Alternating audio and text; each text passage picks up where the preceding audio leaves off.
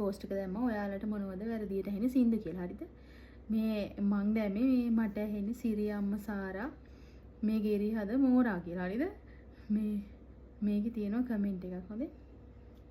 ආශිකා සංදීපනි අරන් වෙල ගෙදරද? ඊට ෆිව් වසරක පෙම් ගීත ගුරිලා ගියා. ඊට පස්සේ ඔළුව කපාගෙන රැගනනේ කොටියකි මාමේ සීතල වතුරින්. ඊට පස්සේ ජෛව යෝගයකින් නොවේදෝ හමුනේ අපමුනේ. ඊට පස්සේ යමු අපි ඇවිද යමු ගෑණි. ගෑණි හොඳේ. ඊට සියුම්ම ලිව්වා වූ මගේ පෙම් පණිවිඩය සමනලේ එක්කතේ එව හම්බ වුණාද ඌව කන්න පරිස්සමින් කනවා. ඊට මොකද මුඩු මුහුණේ සුව දැනුනේ පිය ලඳුනේ මට.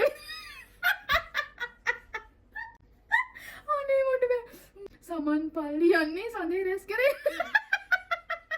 ඔබ තාම මාගේමයි වයස්ගත. අම්මෝ මට ඇත් දෙක වහගෙන ගිය දෙන්න. මසනේ කියා මා බිලිඳුයි. අම්මෝ මගේ සිත ගාව දන ගාපු.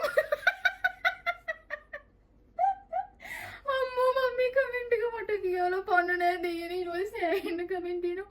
ගිහින් බලන්න බේබියකට සපත්තු මල ලාර පුතාට.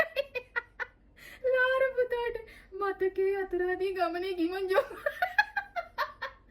අම්මෝ මට බෑ. සිරි මාමි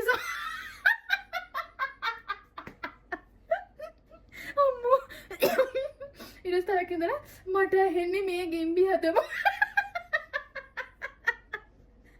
මොට බෑ දෙයනේ. මොකද සුළු මැදුම්ගේ සිත පෙටලී ගියේ. අම්මෝ